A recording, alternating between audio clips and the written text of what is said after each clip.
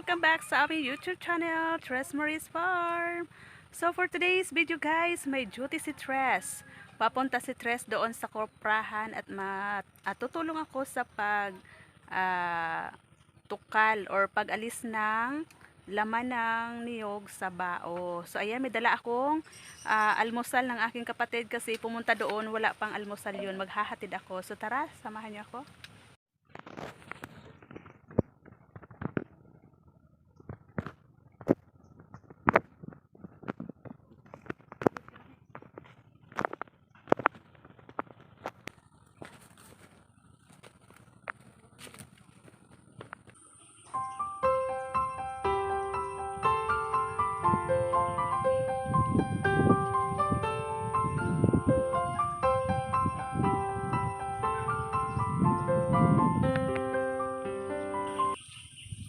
Candidate number 1, Tres Marie's Farm.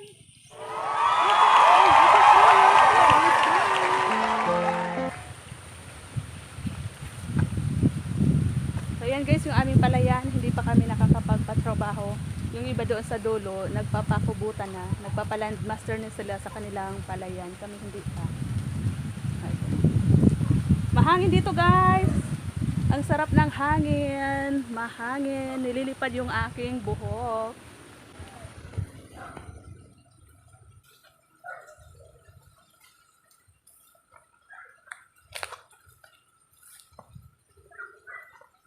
So, andito na ako guys, sa kuprahan namin. Ito yung mga coconut husk. So, ayan. So, ayan, nagsisimula na si Broad. Tanggal ng laman ng niyog. So, ayan o. Minamadali na namin to guys kasi napakamura ng presyo ng kupra ngayon. Halos gusto na lang hingiin. Sibuyas na lang yung mahal ngayon guys. Yung kupra ay napaka yung kupra ngayon, mura. So,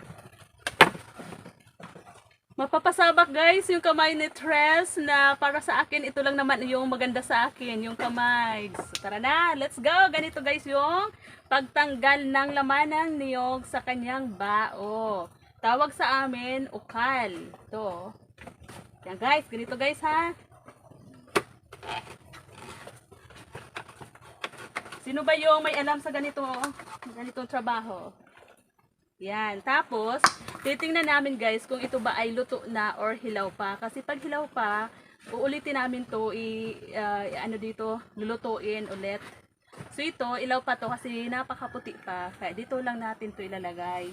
Yung luto, pag biniyak mo, pag luto na siya, ganito na siya guys oh.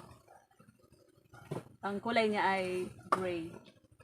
So yan, ibig sabihin, luto na to. Dito na to sa labas kasi isasako na to mamaya. Ganyan po yung pagkupra. Ito po yung paraan ng pagkupra na dito sa probinsya.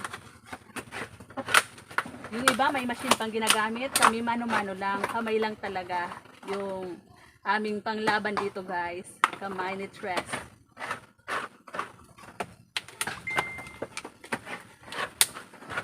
Ingatan lang guys kasi minsan pag bigla mong ganyan na ano tawag mo yun, ulbot. ingatan lang guys yung pag ukal ba kasi minsan nabubutas yung bao, natama sa kamay, sugat. So kailangan dahan-dahan lang. Ingatan lang ba? Kasi ako dito guys, meron ako ditong pilat. Ito ang haba ng aking pilat dito kasi dahil dito sa pag ano namin ukal, nabutas yung bao kasi basag-basag na pala yung niya, biyak niya nung tinatanggalan pa ng mga sabaw or tubig. So kaya kailangan ingatan lang guys kasi minsan na ako nadali dito sa pag ukal. So ayan, kasama ko pala si Brad at sa kabila. So ayan guys, ganito lang yan guys. Ayan.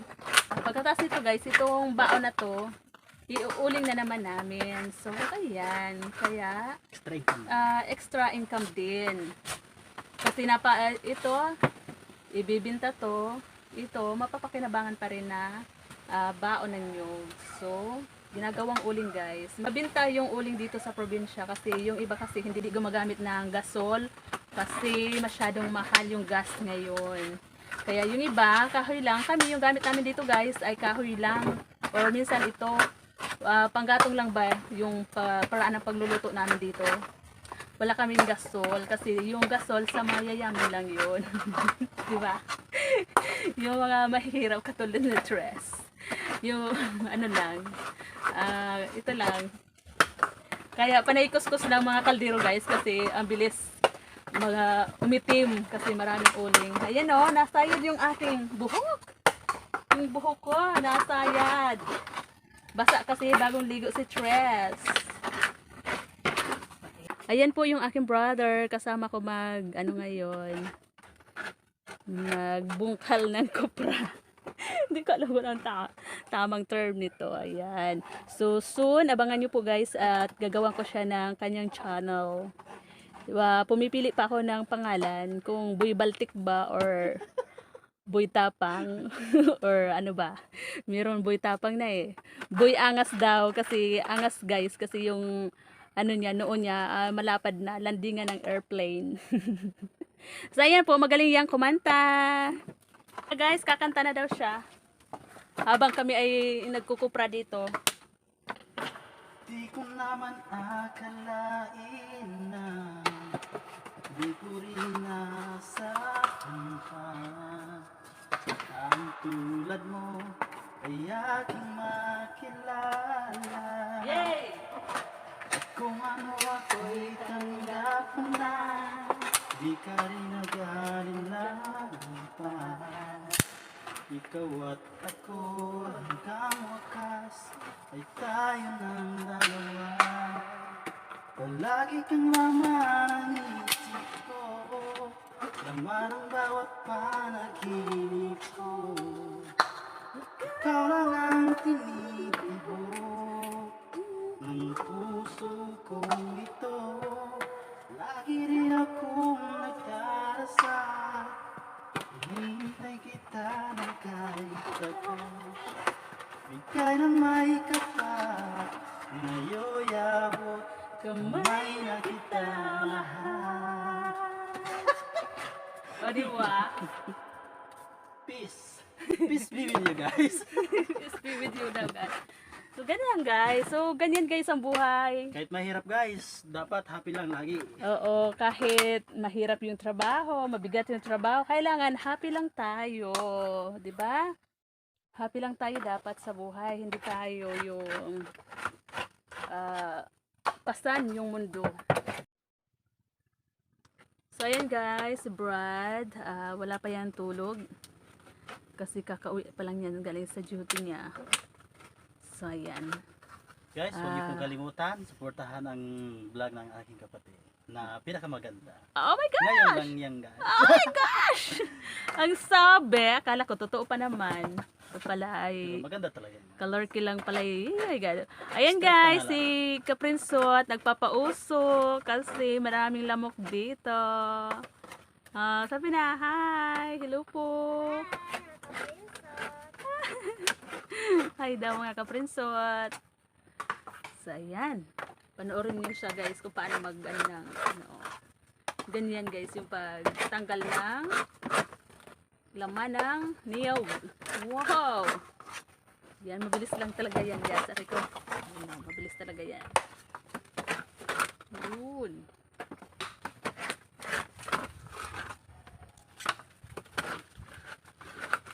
Ingat-ingat lang, baka tamaan yung kamay.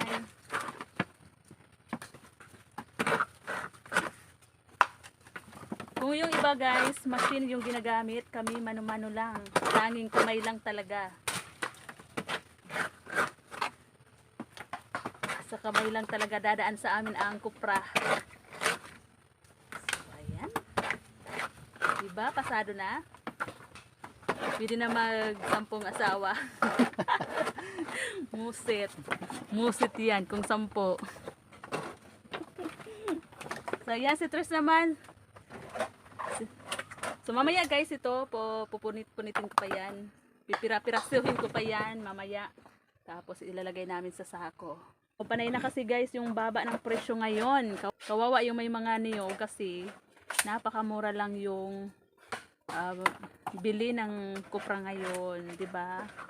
Tapos yung sa palayan din, napakamura din yung presyo ng palay ngayon, guys. Kaya sa susunod na taniman ng palay, pinag-iisipan namin kung tatanim pa ba kami.